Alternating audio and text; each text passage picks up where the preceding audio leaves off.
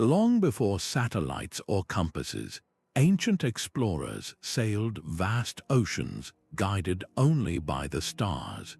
This is the story of the Forgotten Mapmakers, the brilliant minds who charted the globe before recorded history even began.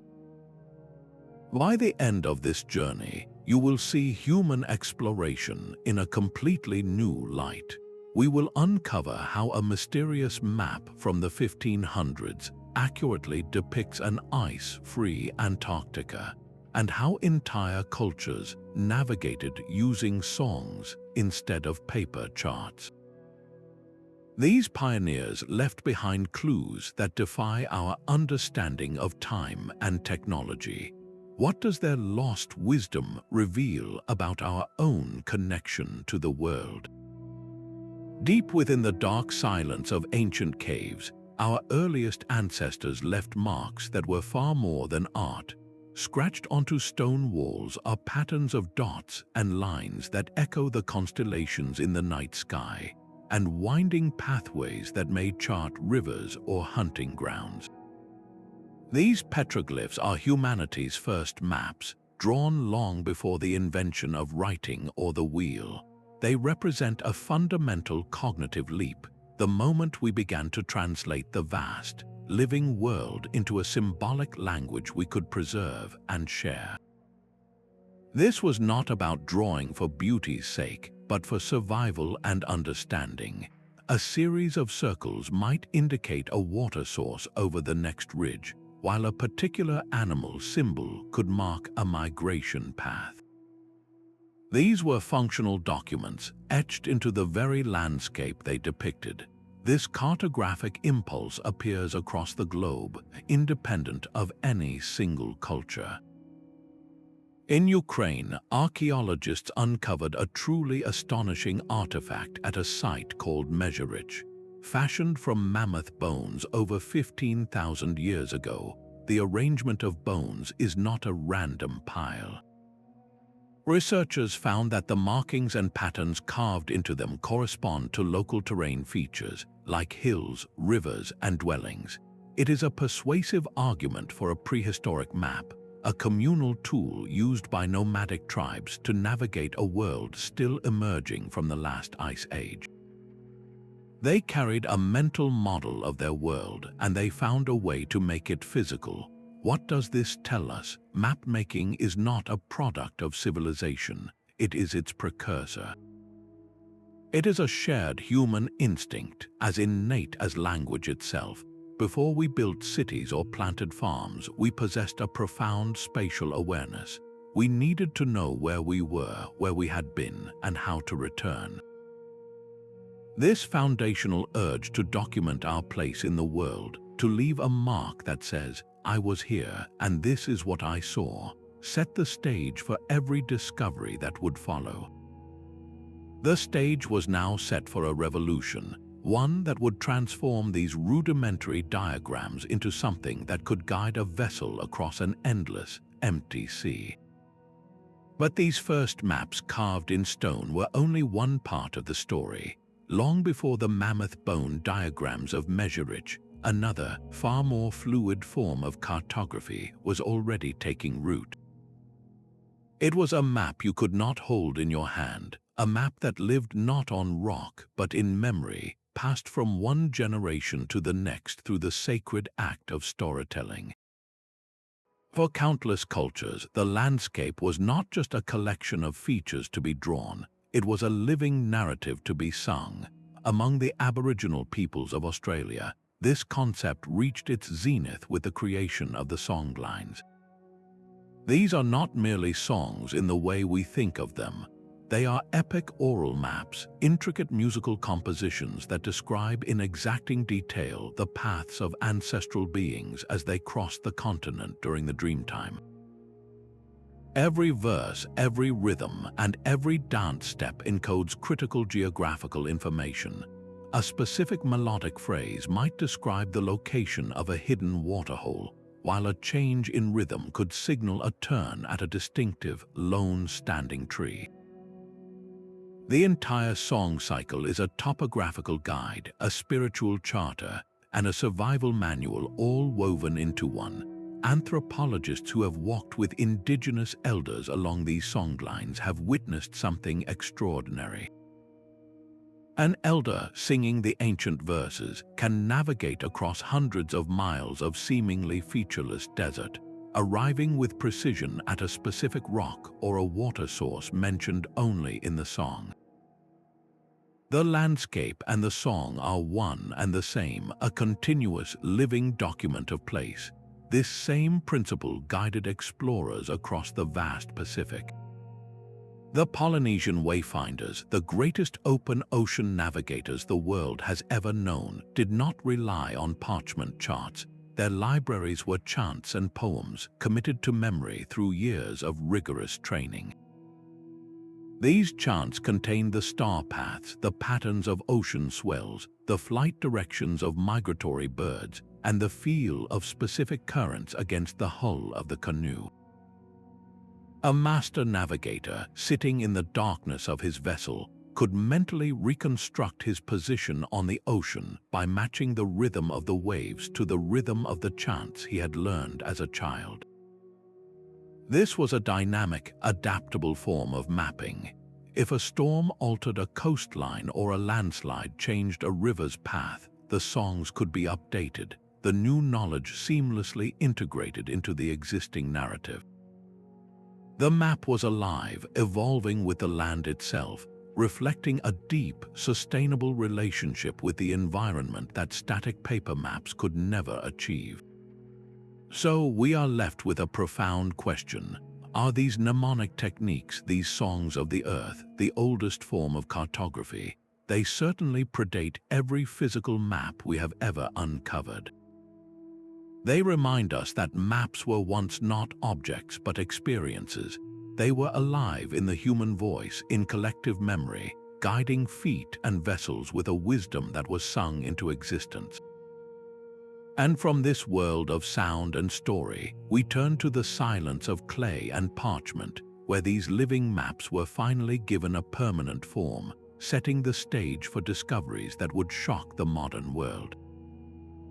In the year 1513, a Turkish admiral and cartographer named Piri Reis put the finishing touches on a world map that would become one of history's most perplexing artifacts. Crafted on gazelle skin, this map was not born from his own voyages alone. Piri Reis himself wrote that he consulted and compiled some 20 older source charts, including maps dating back to the time of Alexander the Great, drawn from the legendary Library of Alexandria. This single detail is the key to the entire mystery, for his map depicts a world that 16th century Europe was not supposed to know. Most astonishing of all is the landmass at the bottom of the chart. It shows a coastline that bears a startling resemblance to the continent of Antarctica, but with one impossible feature. It is drawn free of its massive ice sheet, a condition the continent has not experienced for millions of years. How could a mapmaker from the 1500s depict a land that would not be officially discovered for another 3 centuries, and show it as it looked in a distant geological epoch? Historians like Professor Charles Hapgood have argued that the map's accuracy defies simple explanation. The depiction of the Queen Maud Land coastline in Antarctica aligns with modern subglacial surveys of the land beneath the ice with a precision that seems to rule out mere guesswork. The shapes of South America and Africa are also rendered with a correctness that suggests the cartographer had access to longitudinal measurements, a capability that should not have existed for centuries. This has led to a compelling and controversial theory. The source maps used by Piri Reis must have originated from a prehistoric civilization with advanced seafaring capabilities, a culture that explored the globe during the last ice age when sea levels were lower and, crucially, when parts of Antarctica might have been ice-free along its coast. These forgotten mariners would have possessed knowledge and techniques that were lost when their civilization fell. their maps surviving as copies of copies in great libraries like Alexandria, only to be rediscovered millennia later. The implications are staggering. It suggests that these ancient explorers may have used forms of geodesy, the science of measuring the Earth, that we do not fully understand. Some details on the Piri Reis map, such as the accurate placement of inland mountain ranges in the Andes, hint at a perspective that seems almost aerial in nature. Could these lost mapmakers have developed a sophisticated method of triangulation or celestial navigation, so advanced it allowed them to create a near-perfect plan of the planet? This single artifact challenges our entire conventional timeline of human exploration. It whispers of a sophisticated global network of explorers, a maritime culture whose legacy was erased by rising seas and the passage of millennia. Their world maps were not just charts, they were a testament to a forgotten golden age of discovery. And as we will see, the Piri Reis map is not the only one. Another map, housed within the hallowed halls of Yale University, ignites a firestorm of debate that cuts to the very heart of our story. The Vinland Map depicts the northeastern Atlantic with a startling addition, a landmass west of Greenland labeled in Latin as Vinland. This single feature suggests Norse settlements in North America long before Columbus set sail. If authentic, this parchment would be a smoking gun, a physical testament to pre-Columbian transatlantic contact. But its journey to recognition has been anything but smooth. Scientific analysis has produced a maddening contradiction. Carbon dating of the parchment itself places it firmly in the 1400s, the right era for a Norse-derived map. Yet the ink tells a more complicated story. Advanced spectroscopy revealed the presence of anatase, a synthetic titanium dioxide compound that, critics argue, was not available in medieval ink recipes and points to a 20th century forgery. Proponents of the map's authenticity counter that the anatase could be a natural contaminant, perhaps from sand used to blot the ink, and that the parchment's age and the map's stylistic consistency with other medieval works cannot be so easily dismissed. The debate itself is a powerful reminder of how fragile our connection to the past truly is. Even if the Vinland map is a forgery, it is a forgery based on a profound truth, one recorded in the ancient Norse sagas. The Greenlander's Saga and the Saga of Eric the Red, written down in the 13th and 14th centuries, vividly describe Leif Eriksson's accidental discovery of a fertile land he called Vinland around the year 1000. These are not dry historical records, they are gripping narratives of exploration, detailing the coastlines, the resources like wild grapes and timber, and even the violent encounters with indigenous peoples they called Skraelings.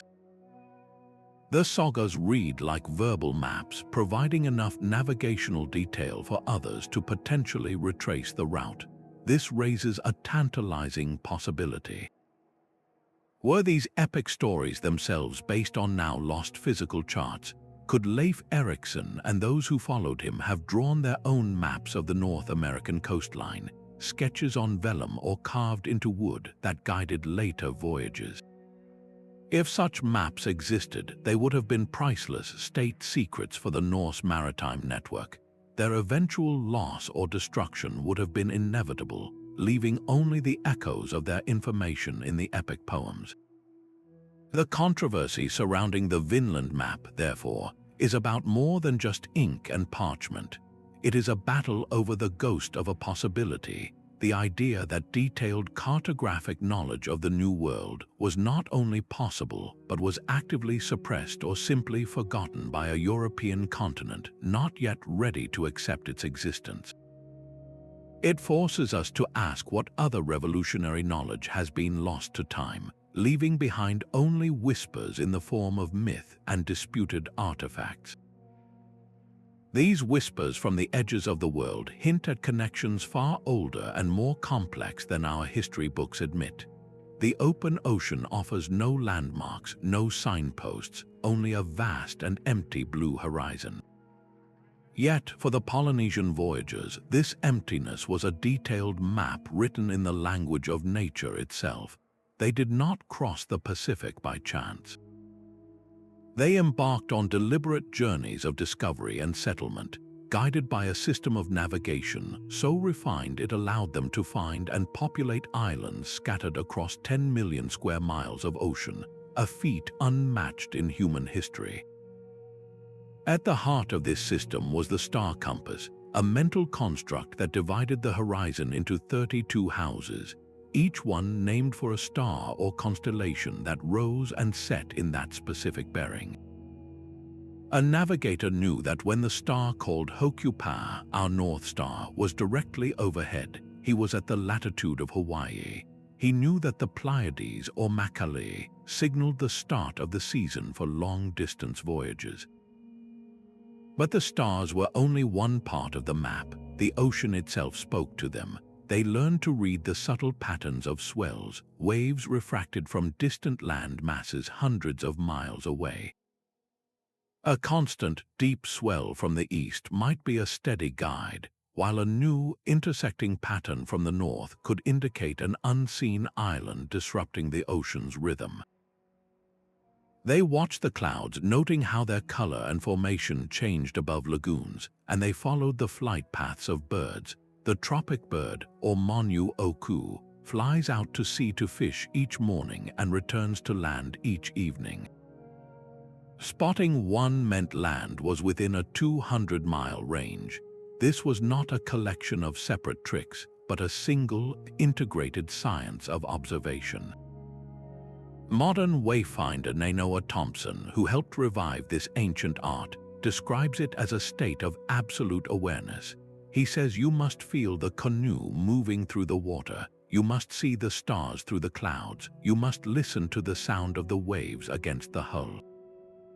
It is a constant, dynamic conversation with the environment. This profound knowledge was not written down. It was passed from master to apprentice through years of rigorous training, a living library held in human memory. The apprentice would memorize countless star paths, the seasonal changes in currents and winds, and the specific signs for every known island. This oral tradition was so precise it guided the first settlers to the most remote islands on Earth, like Rapa Nui, a speck of land in an immense sea. Finding it was not luck, it was cartography of the highest order, encoded in chants and stories. So what does this tell us about our own place in the world? The Polynesian method was fundamentally sustainable, built on observation and respect, not conquest and extraction. They listened to the natural signs because their lives depended on it. In an age of GPS and satellite imagery, their legacy poses a powerful question. Have we, in our rush to chart every inch of the globe, forgotten how to truly see it? This deep, intuitive connection to the sea was not unique to the Pacific, raising the question of who else might have possessed such forgotten wisdom. While the Polynesians mastered the open sea, another great civilization was perfecting the art of charting a river. Along the fertile banks of the Nile, ancient Egyptian scribes created maps of astonishing precision, not for crossing unknown oceans, but for mastering the world they knew. One remarkable artifact survives to tell this tale, the Turin Papyrus Map. Dating to around 1150 BCE, it is often called the oldest surviving topographical map in the world. This isn't a symbolic drawing, it's a practical document. The papyrus vividly depicts a region of the eastern desert, showing a dry river valley surrounding hills and the locations of gold mines and quarries. The map even uses different colors to distinguish between the dark, gold-bearing rocks and the lighter gravel beds, and it includes annotations detailing the distances between settlements. This was a tool for state power, guiding expeditions to extract precious resources and fueling the economy of a mighty kingdom. But these maps were for more than just wealth.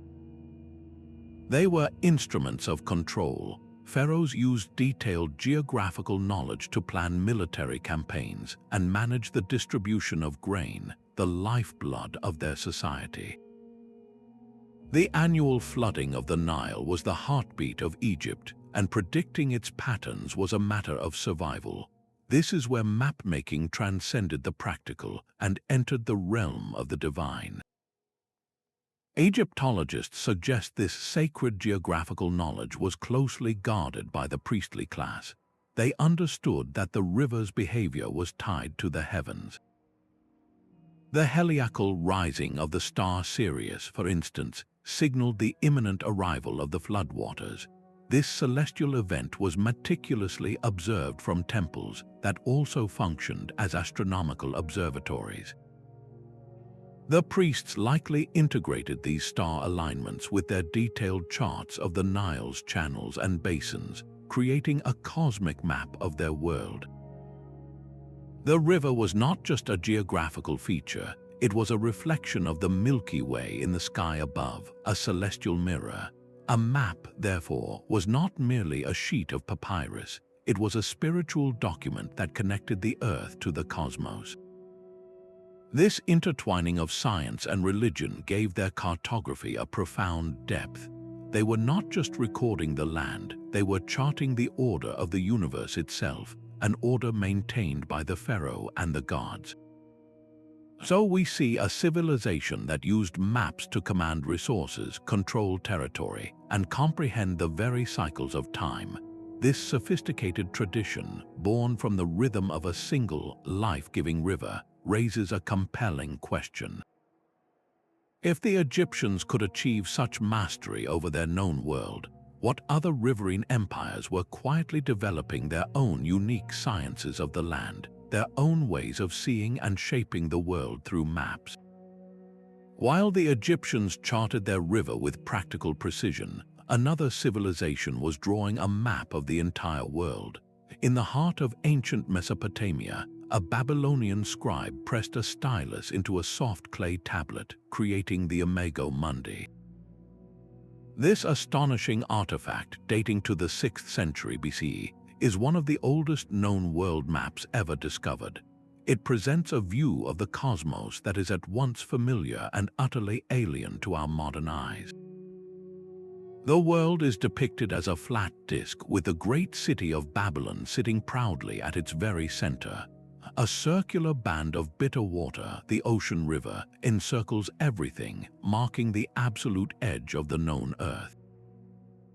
Beyond this watery ring lie 7 triangular regions labeled as distant, mysterious lands, places like Assyria and Elam. But these are not just foreign countries, they are the edges of mythology itself. One such region is explicitly named the home of the gods, a place beyond human reach. This is where the map reveals its true purpose. It was not designed to guide a merchant along a trade route or a soldier on a march. Scholars who have studied the tablet argue that it served a profound administrative and cultural function. It was a political statement in clay, a powerful visual tool that reinforced Babylon's cosmic centrality. It told every citizen and subject that their city was the axis around which the entire universe revolved. This ideological aim explains its most glaring omissions. The map shows no sign of the sophisticated trade networks that we know connected Mesopotamia to the Indus Valley and beyond. These practical pathways were irrelevant to its message. The goal was not to depict geographical reality, but to codify a belief system, to impose a divine order onto the chaos of the world. The Imago Mundi stands as a powerful reminder that a map is never just a neutral collection of data.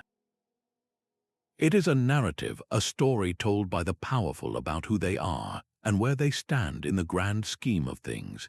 This clay tablet challenges our very definition of a map, forcing us to ask how many other charts throughout history were drawn not to show the world as it is, but as the mapmaker believed it should be. While the Babylonians saw their city as the center of a mythological world, A vast and systematic mapping project was unfolding far to the east. Imperial Chinese cartographers of the Han and Tang dynasties were charting a real, expanding world, driven by the demands of the Silk Road. This was not an act of cosmic storytelling, but one of statecraft and survival. It began with a man named Zhang Qian, an imperial envoy sent by Emperor Wu of Han in the 2nd century BCE. His mission was diplomatic, to forge an alliance against nomadic tribes, but his true legacy was geographical.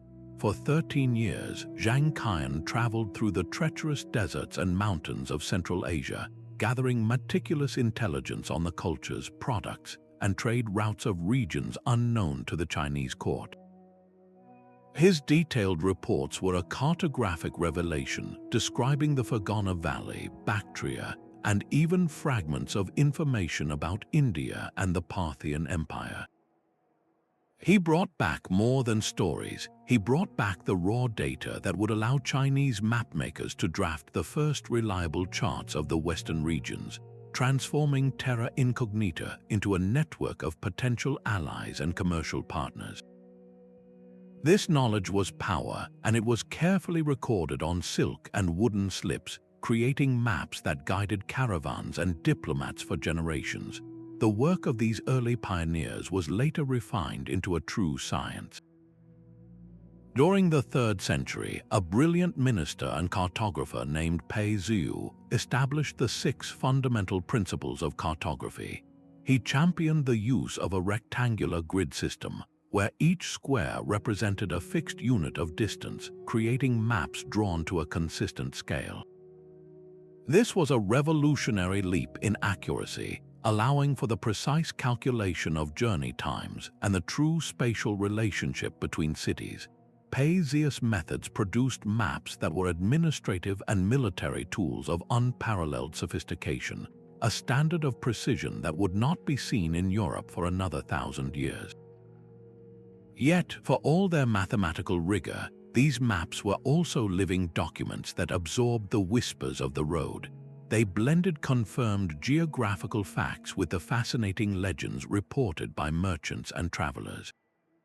A map might accurately depict the course of the Turin River, but in its margins one could find notes about the land of Darkin, the Roman Empire, rumored to be a mirror civilization of equal grandeur on the opposite side of the world. This was not seen as a contradiction, but as a complete picture of the known and the speculated. This cartographic knowledge was never meant to be hoarded. At the height of the Tang dynasty, the cosmopolitan capital of Chang'an became a hub of intellectual exchange. Chinese scholars compared their maps with those brought by Persian astronomers and Indian Buddhist pilgrims, creating a cross-cultural dialogue that refined their understanding of the world. They traded data on star charts, debated the size of the continents, and integrated new place names into their ever-expanding atlases. The Chinese legacy shatters the idea of mapmaking as a purely Western endeavor. It was a global, collective project that expanded the known world through a combination of state-sponsored exploration, scientific innovation, and a willingness to listen to the tales of those who walked the Earth's farthest paths. This immense terrestrial knowledge, meticulously compiled over centuries, would soon inspire a new ambition to turn their gaze from the deserts of the West to the uncharted oceans of the East. The Mediterranean of the 13th century presents us with a sudden cartographic miracle, the Portolan chart. Unlike the symbolic world maps of the monasteries, these were working documents for sailors, drawn on sheepskin with a stark, practical beauty. Their coastlines of Spain, Italy, and North Africa are rendered with a stunning accuracy that seems to leap from the page fully formed, without any crude, developmental precursors. Radiating from central compass roses are webs of room lines, a network of direct routes a captain could follow by simply maintaining a constant bearing. To hold one is to hold a key to the sea itself, yet the origin of these charts is a historical black hole, who taught these medieval draftsmen to map with such precision. One compelling theory points to a chain of preserved knowledge. The meticulous coastal surveys of the ancient Greeks and Romans, it is argued, were not entirely lost. They may have been safeguarded and refined by Arab geographers and mathematicians during Europe's so-called Dark Ages, their scientific rigor kept alive in the libraries of Baghdad and Cordoba. When these works filtered back into Mediterranean trading ports like Genoa and Majorca, they ignited a cartographic revolution. Maritime historians often express sheer awe at the Portolans, noting that their detail could only have been compiled from the hard-won, first-hand experience of thousands of voyages. Every hidden cove, every treacherous shoal, every safe harbor is recorded, a collective memory of generations of unnamed mariners. This was not theoretical geography, it was lived wisdom made permanent.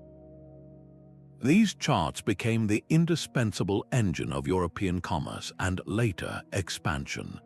They guided the Venetian galleys and Genoese caravels that dominated Mediterranean trade, and they provided the foundational navigational confidence for explorers to venture beyond the Strait of Gibraltar into the frightening expanse of the Atlantic. But here lies the profound irony. While we know the names of the kings who sponsored voyages and the captains who commanded them, the master cartologists who drew the very maps that made their journeys possible remain almost entirely anonymous. They were the hidden architects of the age of discovery. So we are forced to ask, who were these original draftsmen? What secret methods and accumulated data did they possess that allowed them to visualize the world with such clarity? The Portolan enigma is a powerful lesson, reminding us that history often showers fame on the latecomers who follow the map, while the true pioneers, the ones who first drew the lines, fade into the silent depths of time. This pattern of forgotten genius is not confined to the Mediterranean, but echoes across the globe, waiting to be heard in other, more enigmatic forms of ancient cartography. Across the Atlantic, the great civilizations of Mesoamerica were drawing maps of a world alive with gods and ancestors.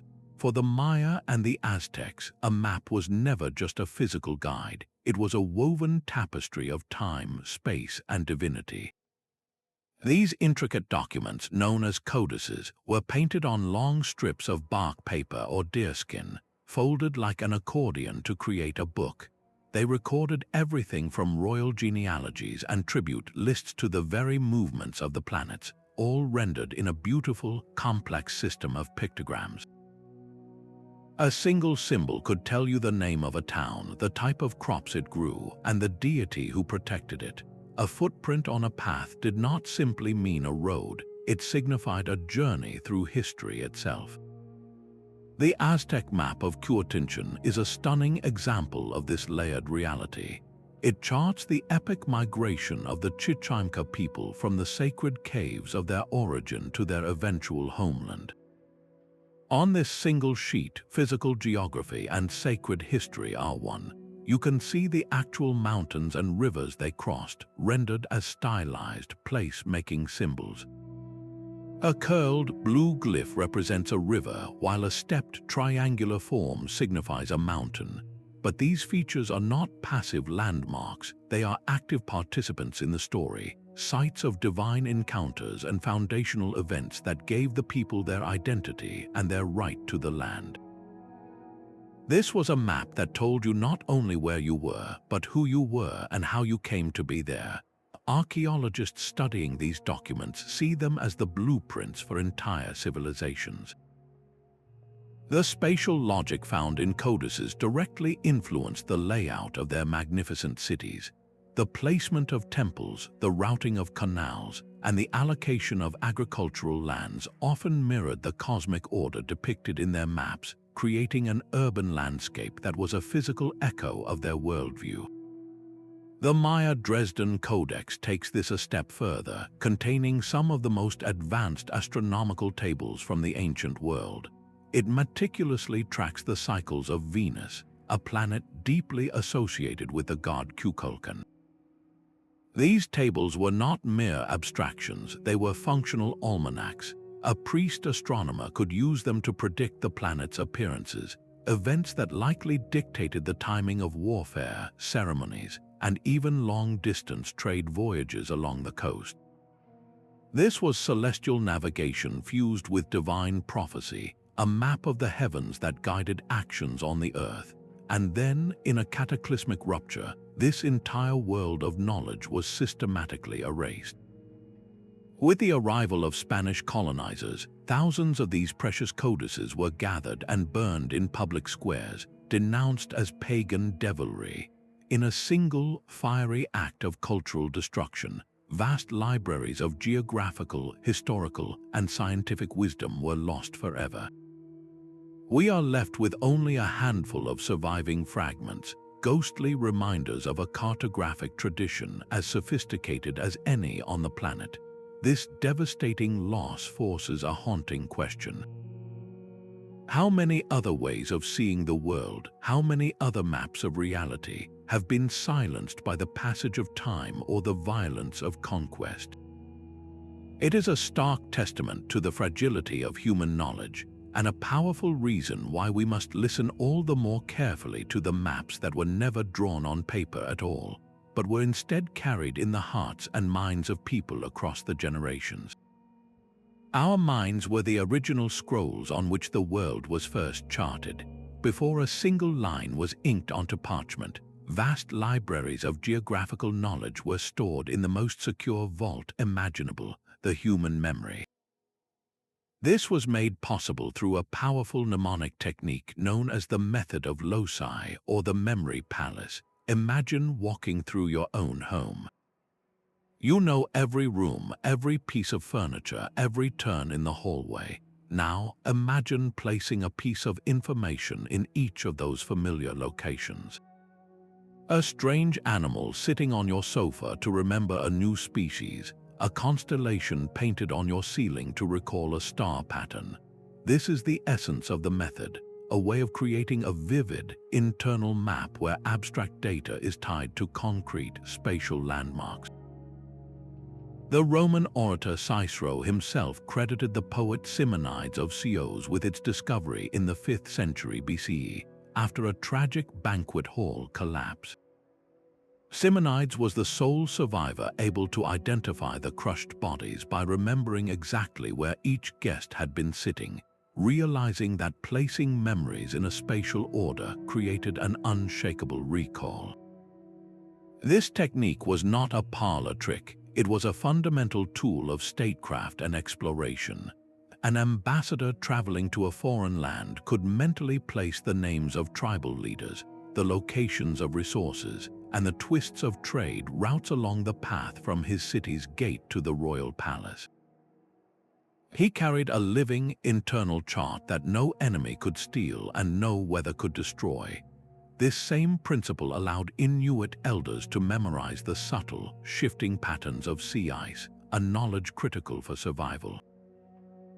They did not learn this from a book, they learned it by walking the ice with their fathers and grandfathers, building a mental library of safe passages and dangerous thin spots, associating each area with stories and personal experiences. In medieval Europe, monks used similar methods to internalize the entire route of a pilgrimage to Jerusalem. They would visualize each stage of the journey, from the cold streams of France to the dusty roads of Italy, attaching spiritual meditations to each mental location. This created a devotional map they could walk through in their minds, reinforcing both faith and geography. So we are left to wonder, in our modern age of instant GPS and digital overlays, what have we sacrificed? We navigate with our screens, not our senses, outsourcing a fundamental human capacity to a device. The ancient art of the memory palace reveals that the most sophisticated cartographic instrument was not a sextant or a compass, but the mind itself. These internal landscapes were the primary maps, the foundational layer upon which all physical charts were merely supplements. They were living, breathing atlases, constantly updated with new experiences, and they connected the cartographer to the land in a way no static object ever could. This deep cognitive bond between memory and mapping forces us to reconsider the very nature of exploration, and it leads us to the final, haunting question that all these forgotten maps collectively pose. Scratched into the sun-baked sandstone of the American Southwest, a labyrinth of spirals and zigzag lines covers a rock face. To our modern eyes, it is abstract art, but to the ancestral Puebloans who carved it, this was a functional guide to survival. Across the globe, from the fjords of Scandinavia to the outback of Australia, our ancestors were turning stone into a durable, shared memory. They used petroglyphs not merely for decoration, but as sophisticated territorial maps and celestial calendars, etched directly into the landscape they depicted.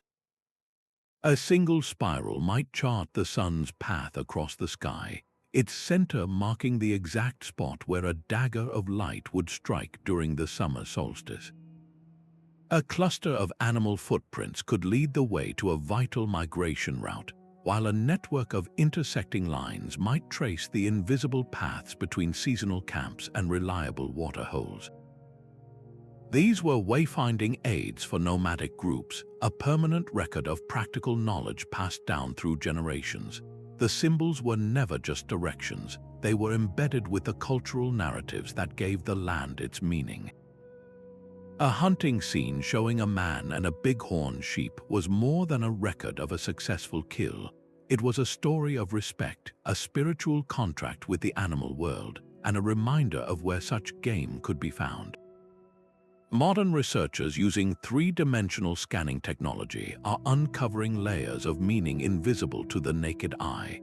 By highlighting the subtlest grooves and overlaps in the carvings, they can see how maps were updated over centuries, with new routes added and old ones abandoned as the climate shifted or tribes moved.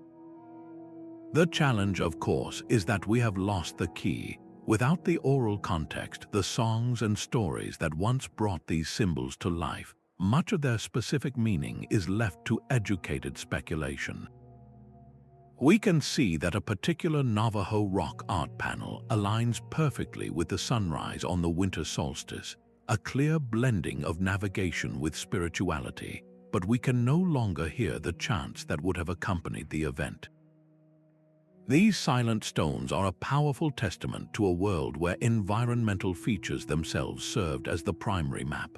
A distinctive mesa, a strangely twisted tree, a spring that never ran dry. These were the landmarks that anchored the petroglyphs to the living earth. The rock carvings were merely permanent reminders, signposts pointing to a world that was already full of meaning. They whisper of countless journeys taken long ago, urging us to look at the land not as a blank space to be filled, but as a library of stories waiting to be read.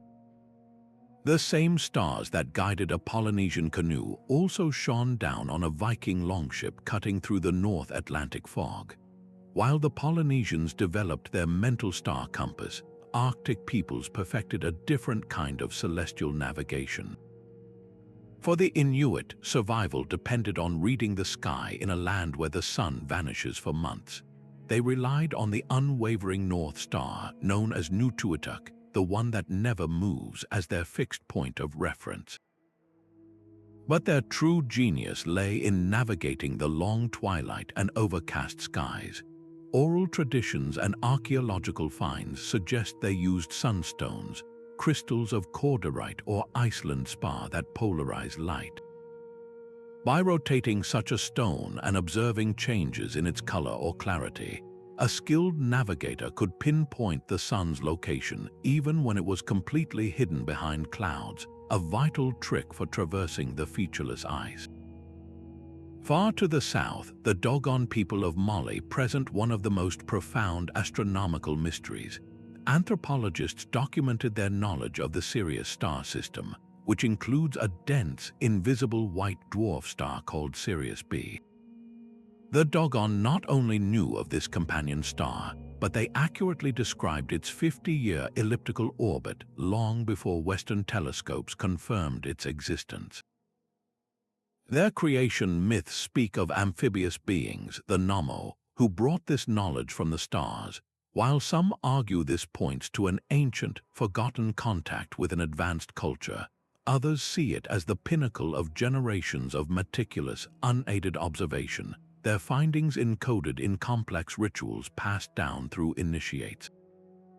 These systems, though continents apart, shared a common foundation in precise, long-term observation.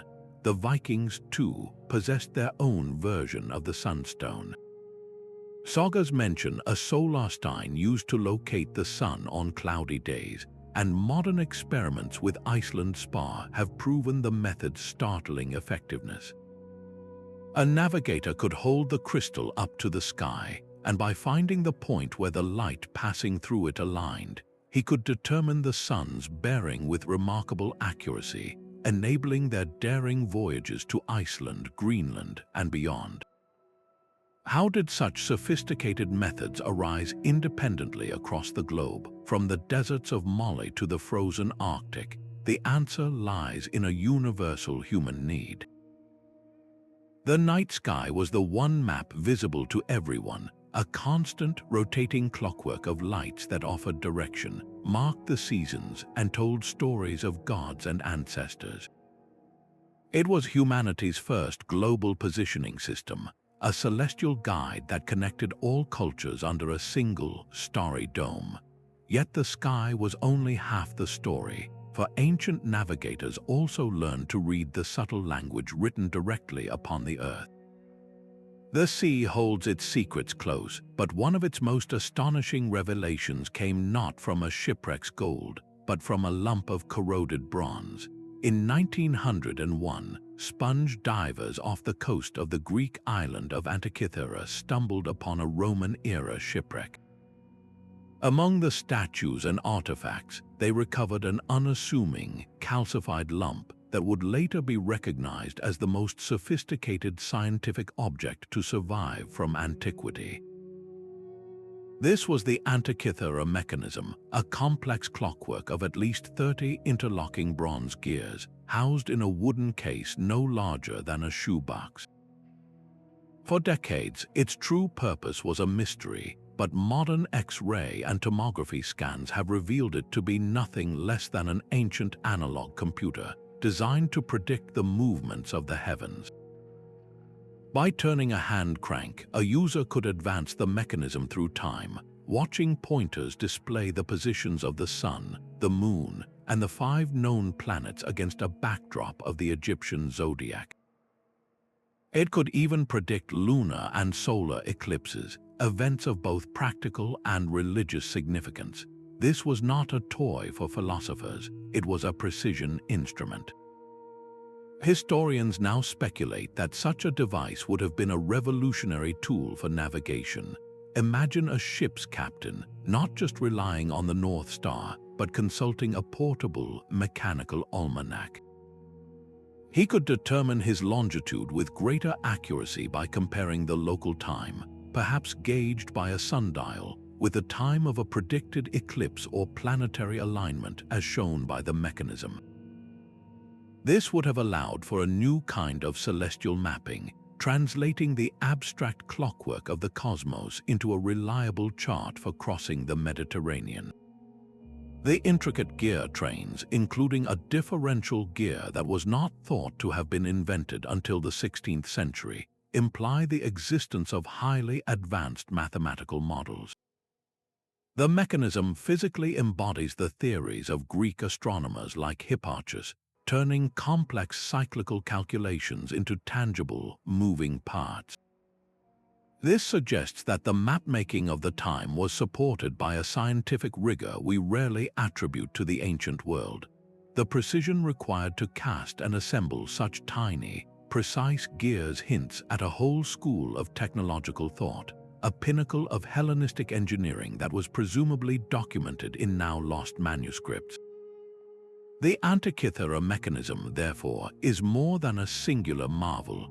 It is a ghost, a surviving whisper of a technological tradition that we know almost nothing about.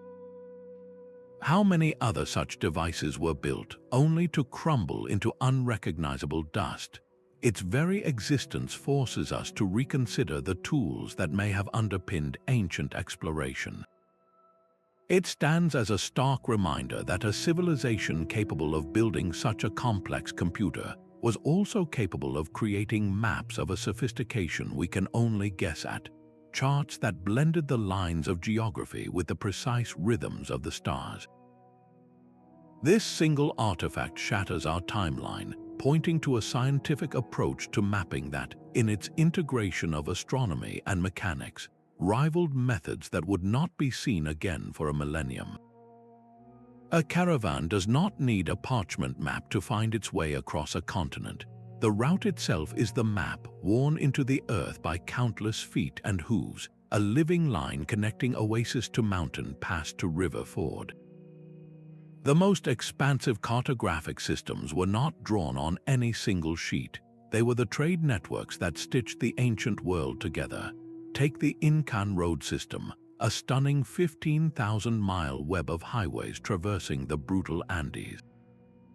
Official runners, the chasquis, did not carry scrolls. They carried messages verbally, sprinting in relays between way stations called tambos. Their map was the road itself, memorized through relentless repetition. They knew that a specific bend in the trail meant a steep descent was coming, that a peculiar rock formation signaled a hidden spring just off the path. This was a map built from muscle memory and oral tradition, a living geography sustained by human movement. Economic historians note that these networks were the circulatory system of the pre-modern world, pumping not just silk and spices but information. Alongside bolts of cloth and bags of pepper, merchants and pilgrims exchanged something equally valuable: fragmented travelogues and crude sketched maps. A Chinese merchant in Samarkand might trade a description of the Taklamakan desert's shifting dunes for a Persian sketch of the Black Sea coastline. These fragments, these whispers of distant lands, were compiled, compared, and slowly gave shape to the unknown. The caravanserai, those fortified inns dotting the Silk Road, were more than just safe havens. They were the internet hubs of their day, bustling nodes where cartographic intelligence was shared, debated, and updated over cups of tea. It was here that a traveler might learn of a bridge washed out by floods or a new, safer path through bandit country. The map was constantly being redrawn by the collective experience of those who walked the earth. This is how profound technological knowledge traveled. The Chinese secrets of papermaking and, crucially, advanced grid-based cartography did not leap directly to Europe. They moved step by step, passed from hand to hand along these very routes, transforming how distant cultures visualized space. How did such a decentralized system function with such remarkable efficiency for centuries? The answer lies in a currency more valuable than gold: trust. A network built on countless individual interactions required a foundation of reliable communication and mutual benefit. A merchant's reputation was his passport. This collective, evolving knowledge shows us that a map can be a verb, not a noun, an action more than an object. It is a process that thrives on interaction, a social creation that grows richer with every traveler who adds their story to the path. But this organic, collaborative way of charting the world was about to collide with a new, centralized power, one that would see maps not as shared stories, but as instruments of control. A dragon's tail might curl around the edge of a continent, and a fountain promising eternal youth could be drawn just beyond a mountain range. These were not decorative flourishes on ancient maps, but integral features of the world as it was understood. The line between a cartographer and a storyteller was often invisible. Medieval European mapper Mundi, like the magnificent Hereford map created around 1300, present a world that is at once geographical and deeply theological. This vast parchment, shaped like a circle, places the city of Jerusalem at its absolute heart, with east, the direction of paradise, positioned at the top. Radiating from this holy center are continents populated not just with cities and rivers, but with scenes from the Bible and illustrations of monstrous races believed to inhabit the Earth's farthest edges. You might find the Garden of Eden carefully rendered, or the location of the Tower of Babel labeled with certainty. These maps were not meant for sailing. They were moral guides depicting a spiritual journey through a physical world created and overseen by God. The strange creatures sketched in the margins, the dog-headed cynosphali or the one-footed cyapods, served a dual purpose. They marked the literal boundaries of the known world, but they also represented the spiritual unknown, the lands waiting for conversion or conquest. Scholars of cartographic history point out that this blending of fact and fable was not a sign of ignorance, but a powerful psychological tool. By filling blank spaces with the fantastic, mapmakers tamed the terror of terra incognita. The unknown became a place of wonder and potential glory, not just an empty void. This mythic framework had very real consequences. It directly fueled the age of exploration. Conquistadors like Ponce de Leon did not embark on their voyages with blank charts. They sailed with maps already filled in by legend, desperately seeking the fountain of youth in the jungles of Florida. The quest for El Dorado, the Golden City, drove expeditions deep into the heart of South America, reshaping continents in pursuit of a story. These myths provided a motive and a language for confronting the truly new. When an explorer encountered something unprecedented, a vast canyon or a new animal, he could slot it into an existing mythical category, making the discovery less disorienting. So, did this mythological lens expand human horizons or constrain them? The answer is both. It gave sailors the courage to sail off the edge of their maps, believing in golden cities and earthly parades. Yet it also blinded them, causing them to see what they expected to see, often with tragic consequences for the indigenous cultures they encountered. This profound interplay reveals that a map has never been a purely scientific object.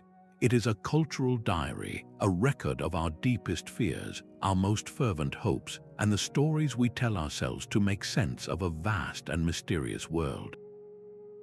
From this realm of dreams and dogma, a new way of seeing was about to be born, one that would seek to strip away the legend and measure the earth itself.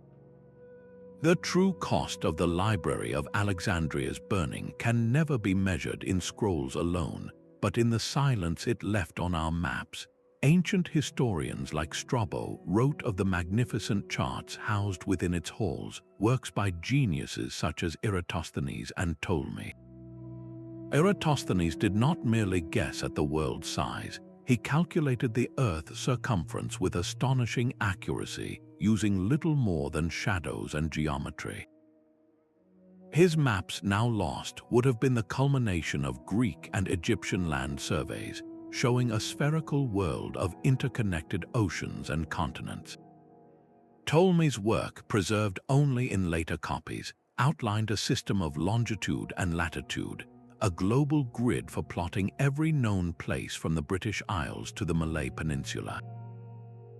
But these Greek masterpieces were likely just the latest entries in a far older collection.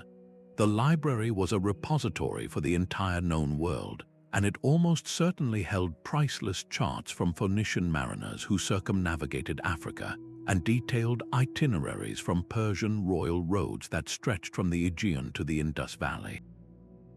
Modern researchers speak of this loss with a palpable sense of grief, describing it as the single greatest catastrophe in the history of science. When the library was destroyed, a collective memory of the ancient world, compiled over a millennium, was erased in a single, violent act. The consequence was a cognitive dark age for exploration. European sailors 15 centuries later were essentially rediscovering what had been known long before, stumbling through a world that had once been mapped with precision. They set sail into what they thought was terra incognita, unaware that their voyages were a desperate attempt to recover a wisdom that had been casually incinerated. So we are left with a haunting, unanswerable question. What global connections, what understanding of ancient trade winds and forgotten sea routes would be commonplace today if those scrolls had survived intact?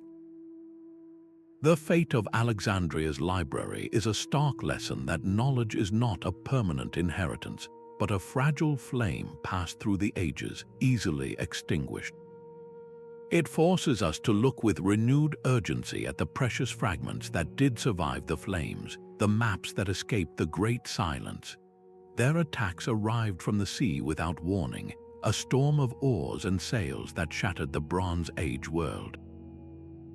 The pharaohs of Egypt called them the Sea Peoples, and their true identity remains one of history's most enduring puzzles. Carved into the temple walls at Medinet Habu, Egyptian artists depicted them not as a single nation, but as a confederation of distinct tribes with feathered helmets and strange, upward-curving ships. These reliefs are our primary evidence, showing desperate naval battles where the forces of Ramesses III fought to turn back an invasion that had already toppled the Hittite Empire and razed great cities like Ugarit to the ground. Who were these mysterious mariners, and where did they learn to navigate the entire Mediterranean with such devastating coordination?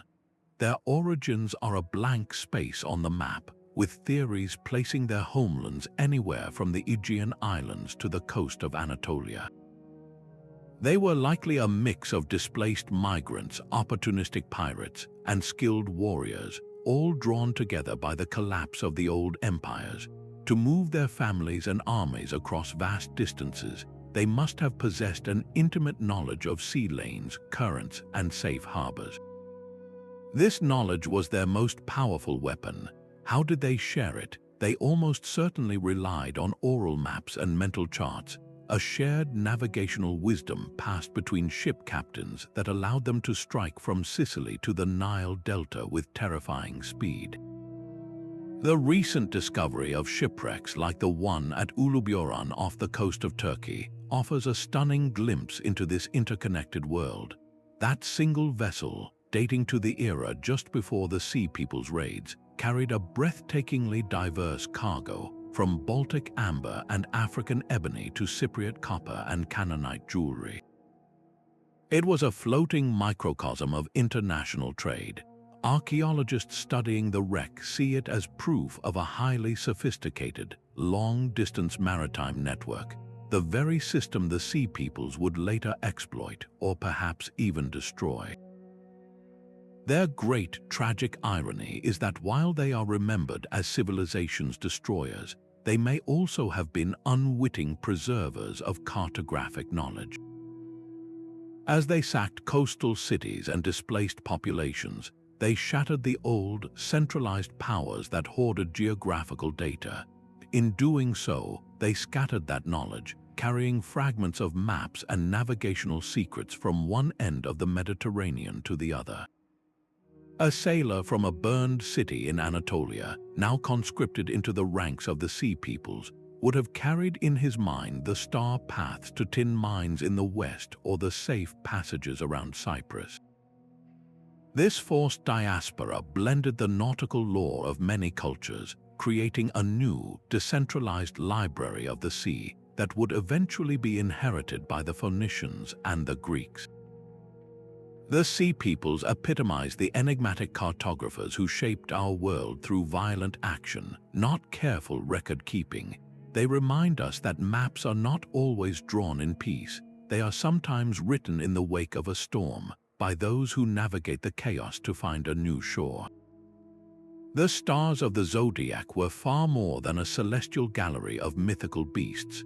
For ancient navigators and farmers, this band of constellations was a grand, rotating clock in the sky, a universal map for timing the rhythms of life on Earth.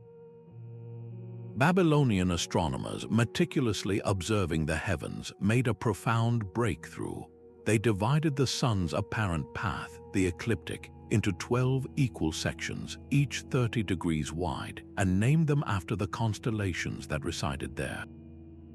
This was not merely for casting horoscopes, it was the foundation of a precise calendrical system. The position of the sun within a specific zodiacal house told them the time of year, signaling when to plant, when to harvest, and crucially, when the seas were safe for long voyages. This systematic knowledge did not remain in Mesopotamia.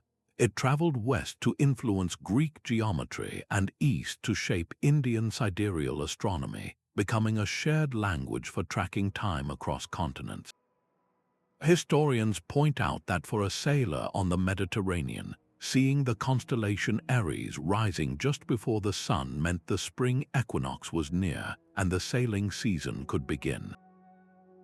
For a farmer in the Nile Valley, the heliacal rising of Sirius, which the Egyptians associated with their own Deccan system, coincided with the annual flood, the event that defined their entire agricultural year.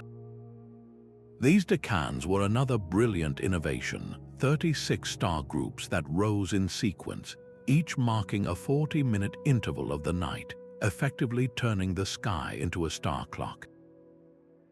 This celestial wisdom was literally set in stone. Temples from Egypt to Mesoamerica were aligned to the solstices or the rising of specific zodiacal stars, anchoring human sacred space to the cosmos. Entire migration patterns were dictated by this celestial calendar. Nomadic tribes in the Arabian Peninsula would begin their seasonal movements when certain stars reached their zenith, following a path written in the heavens. So we must ask how many of our ancestors' great journeys, their decisions to settle a valley or cross a mountain pass, were made not by whim, but by the silent, unwavering clockwork of the Zodiac. This deep integration of time and space in early thought reveals a fundamental truth. The sky was the first true map, and its constellations were the landmarks on a journey that intertwined human destiny with the turning of the cosmos. This celestial choreography, this dance between the earth and the stars, would soon demand a new language, one of numbers and geometry, to capture its perfect, predictable motion.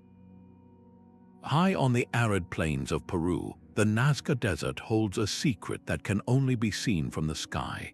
Etched into the dark, stony ground are hundreds of enormous geoglyphs, lines and shapes so vast they form a sprawling gallery of geometric patterns, animals, and humanoid figures. These are the Nazca lines, and they represent one of the most ambitious mapping projects of the ancient world. They were not drawn on a portable surface, but onto the landscape itself, transforming the entire region into a permanent, colossal map. But a map of what? For a society living at ground level, these immense designs would have been largely invisible as coherent images. This paradox is the heart of their mystery. Some researchers propose they were astronomical charts, with certain lines pointing directly to the sun's position on the solstices, or aligning with specific star clusters like the Pleiades.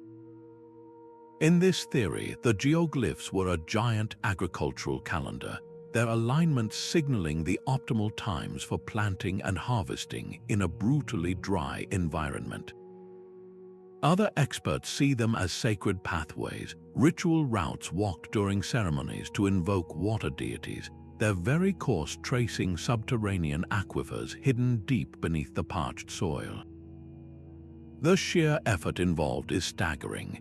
Creating these lines required the removal of thousands of tons of dark surface rock to reveal the lighter earth underneath, a feat that implies a highly organized society with a shared vision and a sophisticated understanding of spatial planning. Teams of workers would have had to execute a master plan over miles of terrain, maintaining perfect proportions for shapes like the massive hummingbird or the perfect spiral of the monkey's tail without ever being able to see the full image. Local oral traditions passed down through generations often speak of these features in spiritual terms. In England, the ancient Uffington white horse, a stylized hill figure carved into a chalk hillside, is woven into local legend as a guide for travelers or a beacon for divine beings. Similarly, some Andean stories suggest the Nazca lines were created for the mountain gods to view, or as pathways for ancestral spirits to traverse the land. This points to a world view where the physical and spiritual landscapes were one and the same. Without any written records from the Nazca people, we are left to interpret these silent, sprawling messages. The challenge is to avoid imposing our own modern, map-centric logic onto a culture that may have seen no distinction between a territorial marker, a celestial clock, and a prayer for rain. Their purpose was likely all of these things at once. These geoglyphs force us to consider that the most profound maps are not those we hold in our hands, but those we walk upon, a cartography woven directly into the fabric of the earth. This holistic vision of geography, where every feature of the land is imbued with meaning, sets the stage for an even more intimate form of mapping, one that charts not the outer world, but the inner terrain of the human mind. History often forgets the hands that held the pen, but what if the most vital maps were never drawn by hand at all? While male explorers claimed glory for charting new worlds, an entire parallel tradition of cartography was being woven, sung, and remembered by women. Their contributions, though frequently erased from the official record, formed the very bedrock of geographical knowledge. In the great Library of Alexandria, the philosopher and mathematician Hypatia stood as a towering intellect. She did not just teach astronomy and geometry, she applied these sciences to the understanding of the Earth itself. Her commentaries on complex astronomical tables and her work on the conical astrolabe provided the mathematical tools that would have been essential for accurate mapmaking. Though her own maps were lost in the same fires that consumed the library, her intellectual legacy was a beacon, illuminating the precise connection between the cosmos and the world below. This scholarly tradition existed alongside a more intimate, practical form of mapping. Across the globe, from the Maori of New Zealand to the Inuit of the Arctic, women were the designated keepers of territorial knowledge.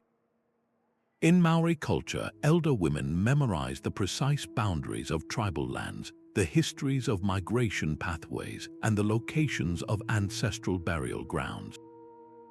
This was not abstract data, it was a living map of identity and law, recited in meeting houses to settle disputes and guide future generations. Feminist historians have compellingly argued that this domestic expertise was, in fact, the origin of countless practical maps.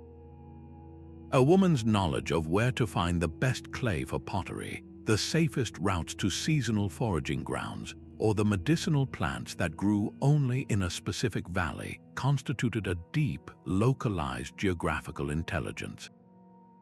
This was information shared between mothers and daughters, a cartography of daily survival. Sometimes this knowledge was encoded not in words but in thread. Consider the intricate patterns of a woven blanket or a quilt. In many Native American cultures, the geometric designs on baskets and textiles often mirrored the surrounding landscape, mapping river systems, mountain ranges, and celestial patterns. A zigzag line might represent a specific canyon, while a series of diamonds could chart the stars of a winter constellation. These were functional heirlooms carrying maps within their very fabric. So we are left with a transformative question. How does our understanding of cartographic history change when we acknowledge these roles? It shatters the myth of the lone male explorer and reveals mapmaking as a profoundly collective and often gendered endeavor.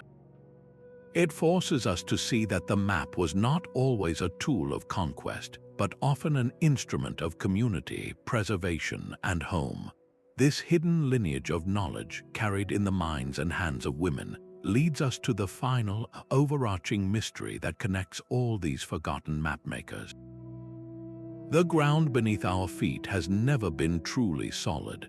Across millennia, the very coastlines that ancient mapmakers sought to capture have been in constant, dramatic flux. The slow creep of ice ages and the sudden rush of meltwater have repeatedly redrawn the world map, submerging entire landscapes that were once home to thriving societies. This dynamic interplay between a changing Earth and our attempts to chart it may hold the key to our greatest cartographic mysteries. Consider the Black Sea deluge hypothesis.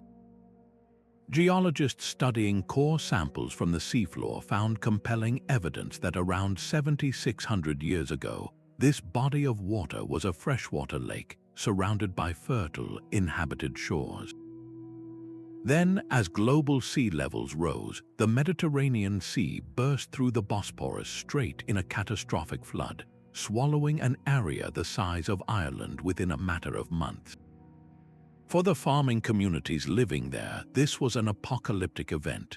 The land they knew, the paths they walked, the world they had mentally mapped, vanished beneath the waves forever.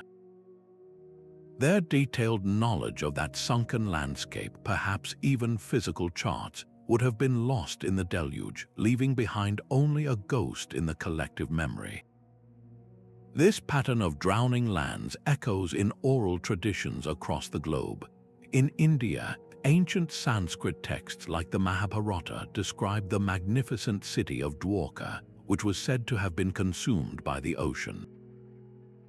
For centuries, this was considered mere myth, yet marine archaeologists have now identified massive stone structures off the coast of modern Dwarka, underwater ruins that align astonishingly well with those ancient descriptions. Similarly, numerous Native American tribes, from the Choctaw to the Haida, preserve stories of great migrations forced by rising waters, of ancestral homelands that now lie beneath the sea. These are not just tales, they are oral maps of a world that no longer exists, preserved in the only medium durable enough to survive the flood, human memory. Geologists now use deep sea core samples and sediment layers to correlate these folk memories with tangible historical events. They find layers of sand and shells in coastal caves that point to massive tsunamis, or freshwater peat beds at the bottom of the sea that confirm land once existed there. The science validates the stories, suggesting that our ancestors were indeed recording real geographical cataclysms. When such an event occurred, the entire navigational framework of a culture had to adapt. Safe harbors became deadly shoals, familiar islands disappeared, and river mouths shifted course. The old maps, whether drawn on bark or sung in chants, were suddenly obsolete.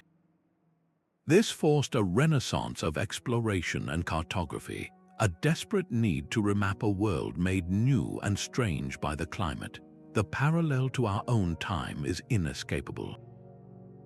Today, cartographers are once again racing to update our charts, not because of melting ice age glaciers, but because of human-caused climate change. Coastlines are eroding, new islands are forming from glacial melt, and sea level rise is threatening to redraw the map of entire nations. We are living through the same process that bewildered our ancestors, watching the solid lines of our geography become fluid once more. This relentless change reminds us that a map is only a snapshot, a fleeting picture of a planet that is always, inevitably, transforming itself. A laser pulse fired from a plane pierces the dense canopy of a Cambodian jungle, and where our eyes see only an impenetrable green blanket, the data reveals the ghost of a city. This is LiDAR technology, and it is revolutionizing our understanding of the ancient mapmakers by letting us see the world through their eyes. In regions like Angkor Wat, LiDAR surveys have stripped away the forest to expose a sprawling metropolitan network far grander than anyone had imagined, with canals, roads, and suburbs that formed a complex urban map etched into the landscape. Similarly, in the Amazon, what was once thought to be an untouched wilderness is now revealed by these same lasers to be a carefully managed garden city, laced with geometric earthworks and causeways that confirm indigenous oral histories of a populated, cultivated world. Archaeologists on these projects often speak of a humbling awe, stating that the scale and precision of these designs force a complete reconsideration of pre-Columbian societies. One researcher noted that the alignment of certain Amazonian geoglyphs with solstice, sunrises matches cosmological principles we once thought were exclusive to the Old World. This is not just finding lost cities, it is validating a lost way of seeing. Satellite imagery performs a similar magic on a continental scale. By analyzing mineral signatures and subtle vegetation changes from space, researchers have mapped the entire Silk Road not as a single thread, but as a vast braided river of paths.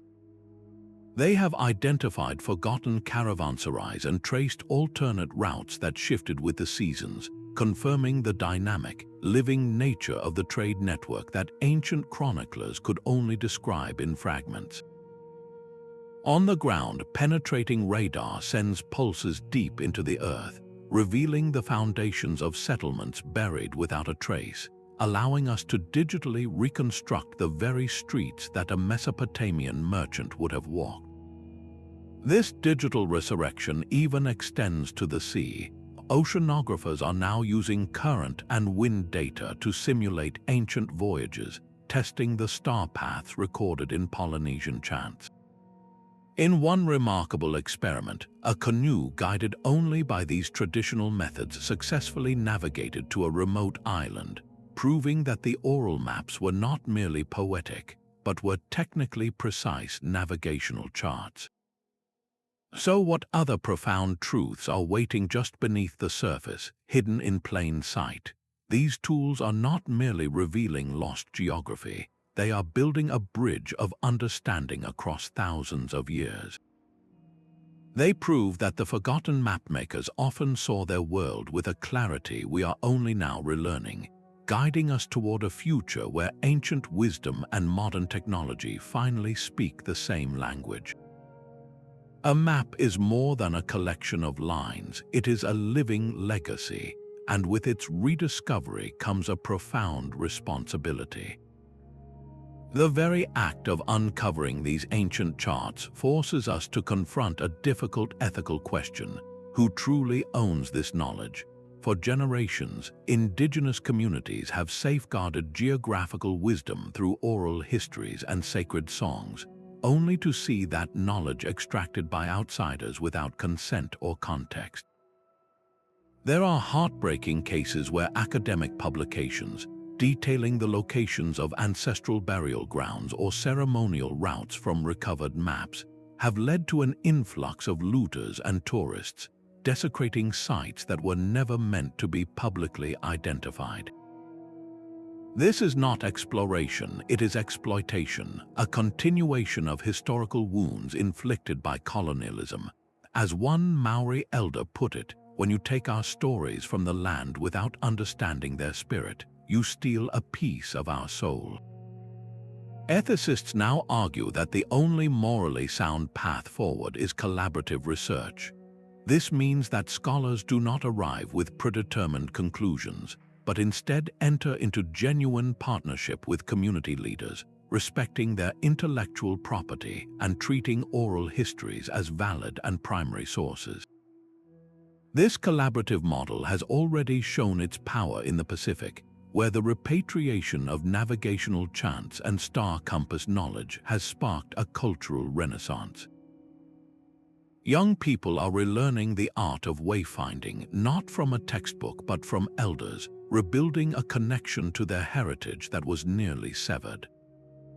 This process of returning knowledge can be a powerful act of healing, mending the rift between academic institutions and the communities whose history they have long studied. It forces us to weigh our scientific curiosity against our duty to preserve the cultural fabric that gives these maps their true meaning.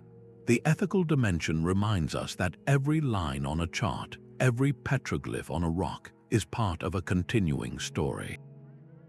As we stand at the end of this journey through the world of forgotten mapmakers, their legacy offers a final, crucial lesson.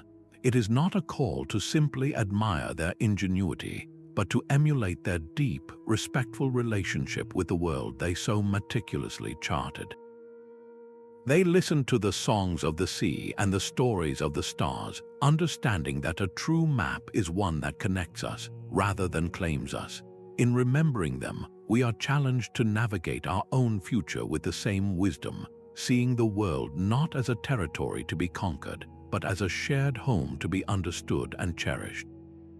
We have traveled from star paths sung across the Pacific to the silent, sprawling geoglyphs of the Nazca Desert, witnessing a shared human genius that transcends any single culture or century. These forgotten mapmakers were not primitives stumbling in the dark. They were visionary scientists and storytellers, their minds serving as the world's first living atlases. They charted continents using chants that mirrored the ocean's rhythm and carved celestial calendars into sun-baked rock, all without the crutch of a written word or a satellite's eye. Their legacy is a humbling testament to the power of observation, memory, and a deep, sacred relationship with the living earth. Now, their wisdom echoes into our present, challenging the very foundations of our modern disconnect. In an age of climate uncertainty and digital saturation, their holistic vision feels more urgent than ever. They understood that a true map is not a tool for domination, but a guide for coexistence, a way of listening to the stories the world is constantly telling. They teach us that sustainability is not a new technology, but an ancient practice born from necessity and respect. So the next time you glance at a digital map on your screen, remember the deeper layers of knowledge that lie beneath its glowing surface. Remember the songs that guided canoes to impossible islands and the stories that turned rivers into veins of a cosmic body. Their greatest lesson is that to truly know a place, you must learn to listen to it. We invite you to share which of these lost cartographers resonated most with you in the comments below, and to subscribe for more journeys into the heart of history's greatest mysteries. For every map tells a story, but the most profound are those that remind us we are all part of the same, endlessly unfolding narrative.